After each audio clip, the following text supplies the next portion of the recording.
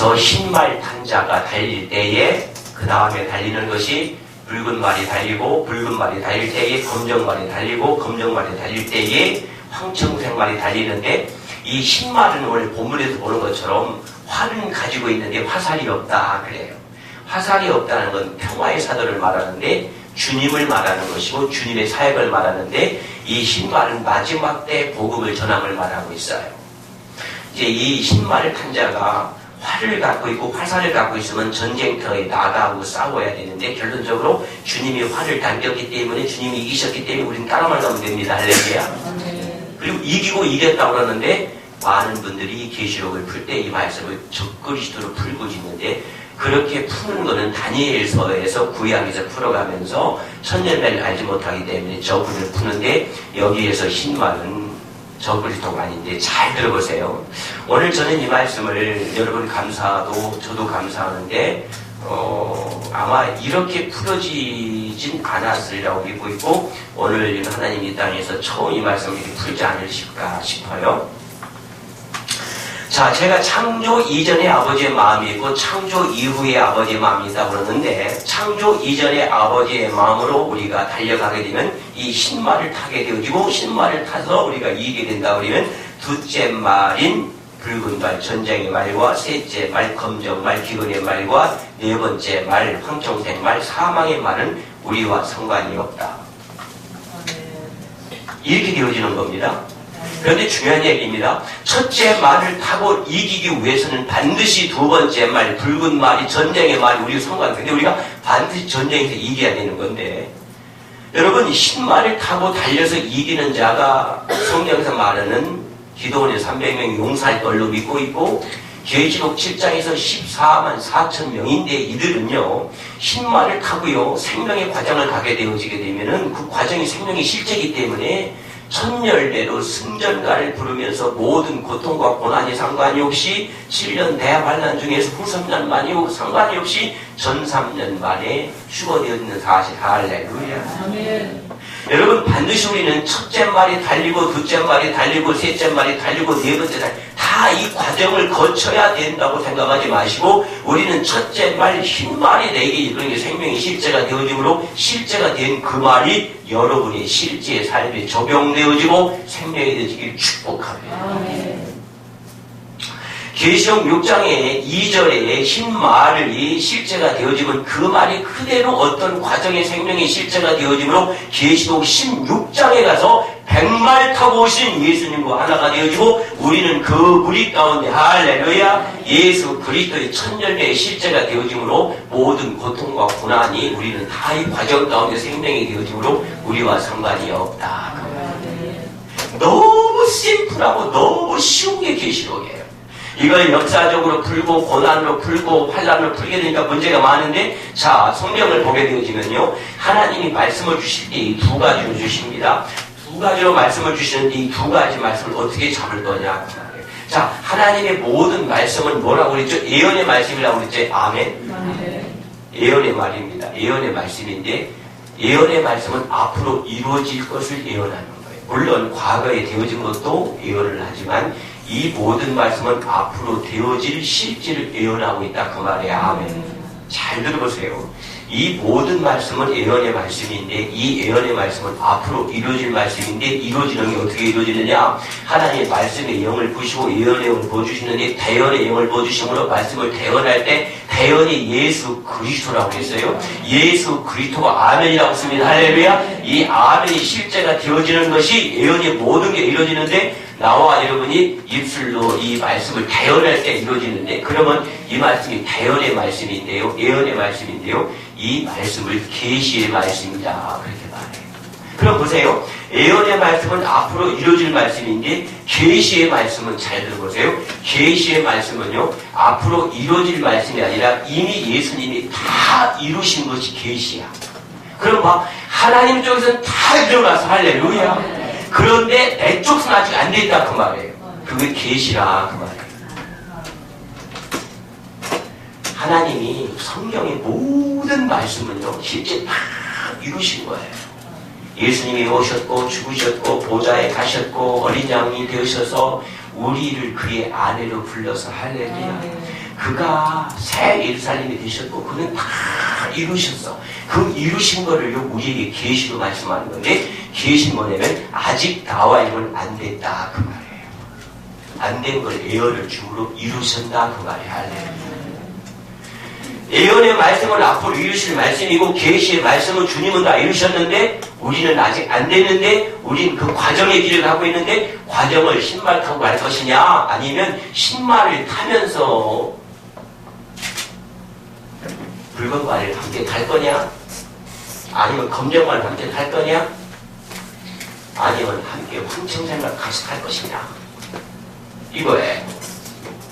여러분 신발로 만족하기를 축복합니다. 네. 이게 과정인 거예요. 과정. 그러니까 예수님은 우리 모두에게 신발을 주셨어요. 신발 단자가 됐는데 잘 들으세요. 엄청난 메시지를 지금 드리는데 이해가 안 되면 머리만 복잡한 거예요. 머리는 밝아졌지요. 막 생각을 바꾸나 머리가 어찌러지고 머리가 아플 수가 있습니다. 이렇게 말씀드렸는데 그때는 아 지금 내 생각을 바꾸고 있구나. 이렇게 딱 잡은 머리가 금방 맑아져. 자, 성경의 모든 말씀은 예언의 말씀이고 성경의 모든 말씀은 계시의 말씀인데 예언의 말씀은 앞으로 이루어질 말씀이고 계시의 말씀은 주님이 다 이루신 것을 우리에게 계시해 주시고 할렐루야. 그런데 우리에겐 아직 안 된 모든 말씀은 계시의 말씀이고 우리에게 주신 실제의 말씀은 예언의 말씀인데 주님은 다 이루셔서 할렐루야. 아이고 아멘 좀 신나게 되고 아이고 주님은 다 이루셨다고 말이에요. 예수님이 이 땅에 오셔서 죽으시고 부활하시고 승천하셔서 내 안에 오시면 다 이루셨는데 이제 나와 여러분만 이룰 일만 있다고 말이에요. 그걸 여러분 열심히 대언하고 선포하기를 축복하는 이게 말씀이에요. 그래서 우리가 할 일은 뭐냐면 예수 그리스도의 인격이 내 안에 인격이만 되어지면 되어지는데 중요한 메시지입니다. 그러면 예수님의 예언의 말씀이 우리에게 계시로 줬는데 예언의 말씀은 앞으로 이루어졌다는 것이고요. 이루어주시겠다는 것이고 계시의 말씀은 오후에 점점 이거 기계 풀어질 텐데요. 자, 결론적으로 계시의 말씀 주님은 다 이루셨고 나는 과정 가운데 있다 그 말이잖아요. 그 말이죠. 우리 과정 가운데 있는데 이 과정을 어떻게 우리가 성취할 것이냐 어떻게 성취할 것이냐 창세기 14장 9절에 아브라함이 전쟁터에 나가서 자기 조카가 잡혀갔잖아요. 나가서 전쟁에서 승리하고 네 왕을 잡아왔어요. 네 왕을 잡아오는 것이 흰 말을 타고 붉은 말과 검정 말과 황청색 말을 잡아오는 거예요. 우리는 반드시 오후에 이 말씀을 드리는데 이 아브라함이 가서 승리하고 와서 11조를 주님 앞에 드리고 누구에게 멜기세덱에게 드리고 멜기세덱의 반차를 따르는 성찬에 참여했죠. 반드시 이기고 남은 자의 성찬에 참여해야 되는데 구약의 성찬이 3번이 있다고 그랬습니다. 반드시 구약의 성찬이 3번이 그래서 필요한 거예요 우리에게. 근데 첫 번째 성찬이 멜기세덱의 성찬인데 누가? 아브라함이 전쟁터에 나가서 싸우고 이기고 땅의 왕입니다. 네 왕의 이름이 있고 네 왕의 영성이 있고 네 왕을 어떻게 우리가 이길 수 있는지 제가 금요일날 풀어드렸죠. 이 네 왕을 반드시 이겨야 돼. 할렐루야. 이게 과정인데 이 과정이 두 가지가 있습니다. 한 가지는 신명기 1장 7절에서 우리 안에 있는 7 족속을 멸해야 되는 거예요. 두 번째는 아브라함이 11조를 드렸고 야곱이 11조를 드렸는데 11조의 과정이 반드시 필요한 거예요.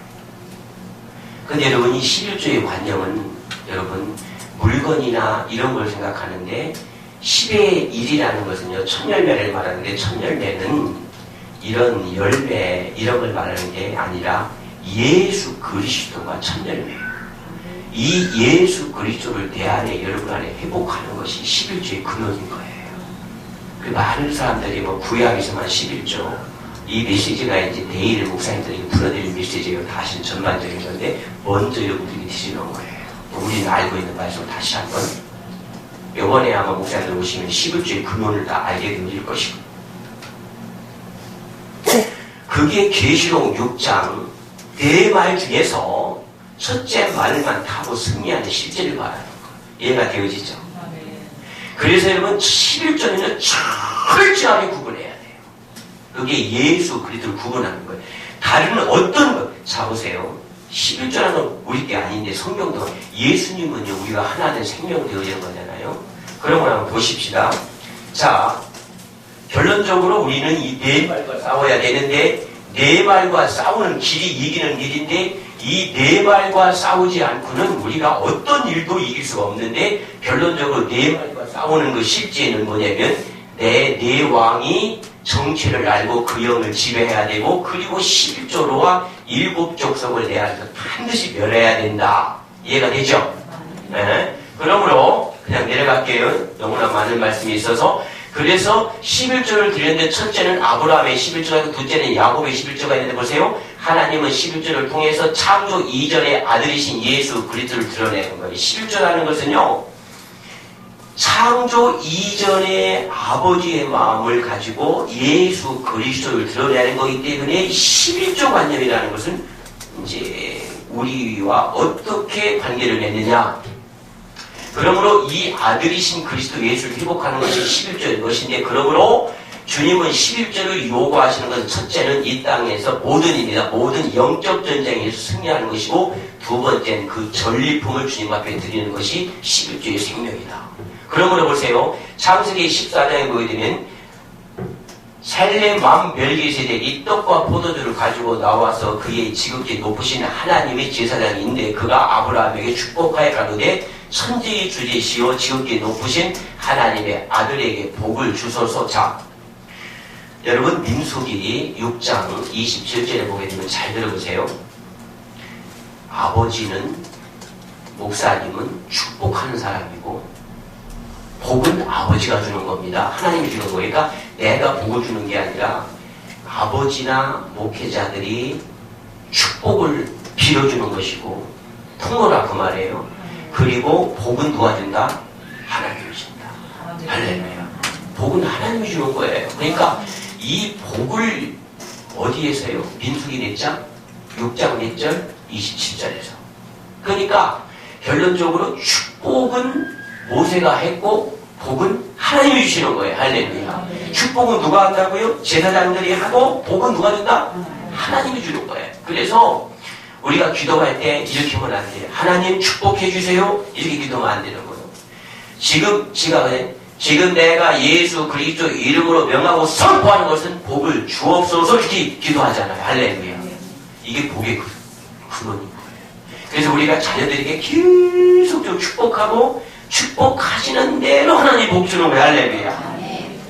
그러므로 너희 대적 내 손에 붙인 지극히 높으신 하나님을 찬송할지어다 하며 아브라함이 그 얻은 것의 10분의 1을 멜기세덱에게 주었더라.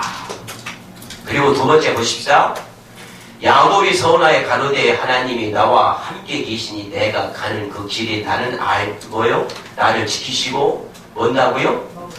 먹을 양식과 입을 옷을 주사 나로 평탄케 평안히 아버지 집에 돌아가게 하시오면, 아버지께서 하나님께서 나의 하나님이 되실 것이고, 내가 기둥을 세워 이 돌이 하나님 전에 될 것이고, 하나님께서 내게 주신 모든 것으로 10분의 1을 내가 주님 앞에 드린다. 자, 여기서요 야곱이 압곡강가에서 주님 앞에 기도하는데, 자, 아버지는 지금 돌아가셔서 하늘나라에 있는데, 지금 자기가 자기 형 집에 가다가 형이 와서 동생을 죽이려고 하기 때문에 동생이 지금 기도하는 건데, 뭐라고 얘기해요? 아버지가 형 집에 있어요? 하늘나라에 있어요? 하늘나라에 있는데 야곱이 기도하는 거예요. 하나님, 내가 아버지 집에 가는데 아버지 집 평생 가는 겁니다. 평생 가는 거 아버지 집을 가게 하소서. 그러면 내가 여기다가 돌이 누구예요? 예수잖아요. 예수를 세우고 예수를 살겠습니다. 예수를 드리겠습니다. 내 안에 예수가 생명이 되어지고 드리겠습니다. 그래서 11조가요, 천국 가는 지도예요. 맵이라고 그러는 거예요. 천국 가는 담장이라 그 말이에요. 이게 놀라운 말씀입니다. 할렐루야. 그런데 천년왕은 누구예요? 예수예요. 11조의 관념이 예수라 그 말이에요. 할렐루야. 내가 예수가 된 생명을 드리는 거예요. 아멘. 아멘. 할렐루야. 아멘. 그래서 그 하나님의 영광이 그곳에 실질적으로 임합니다. 그렇죠? 그러므로 이 말씀이 실제가 되어짐으로 민수기 6장 27절에 그들이 이것을 내 이름으로 이스라엘 자손에게 축복할지니 내가 그들에게 복을 주리라. 그래서 첫째는 사역자로 축복하는 것이고 두 번째는 복을 주는 것인데 이게 11조의 근원을 내가 쭉 써놨습니다. 이렇게 지금 제가 그냥 얘기만 한 건데 이게 다 그 말씀이에요. 그러므로 이 11조 문제가 반드시 해결되어지는 것이 율법과 복음을 갈라지는 건데 그러므로 11조를 바치면 복 받는다. 율법의 행위가 아닙니다. 복음의 믿음으로 의뢰로 감사를 드리는 것이 11조의 개념이다. 그러므로 11조는 아버지의 마음을 주시라고 하는 언약의 약속인 거예요. 11조라는 것은 아버지의 마음 잡으세요. 아버지의 마음이 두 마음이라고 했습니다. 그러니까 보세요. 아버지의 창조 이전의 마음으로 살아가면 내 안에 계속적으로 예수 그리스도를 회복함으로 예수 그리스도의 실제를 주님 앞에 드리는 것이고 율법으로 살아가면 이 땅에서 추수된 것만 가지고 11조 드리려면 의무로만 살아간다 그 말이에요. 그 율법의 행위라고 말이에요. 그런데 아버지가 이 안에 실제가 되어지면 이 예수 그리스도가 드려지니까 이 땅의 모든 11조는 자동적으로 드려지는 거야. 할렐루야. 그러니까 이 안에 예수가 안 되니까 되어진 11조를 절대 못 드리는 거예요. 그거는 구약으로 살아가는 그거는 예수가 그 안에 생명으로 안 돼 있다 그 말이에요. 예수의 인격이 없다 그 말이에요. 그러므로 여러분이 11조의 개념이 뭐냐면 결론적으로 계시록 6장의 신말로 달려가는 거예요. 그러니까 이 11조라는 개념이 없고 요즘 매스컴에 보게 되면 11조가 구약의 개념이라고 막 목사님들도 그러고 11조를 안 하니까 되고 감사해야 된다고 그렇게 말하거든요. 그건 11조 개념을 모르고 아버지의 마음을 모르는 거니까 창조 이전의 아버지의 마음은 예수 그리스도의 11조를 우리가 회복하는 것이고 창조 이후의 과정의 마음은 우리가 지키려고 노력함으로 인해서 이 땅에 내가 버는 돈으로 주님 앞에 드리려고 하니까 날마다 부족하고 힘쓰고 욕보는 거예요. 그게 창세기 3장 16절 말씀입니다. 써도 부족하는 거예요.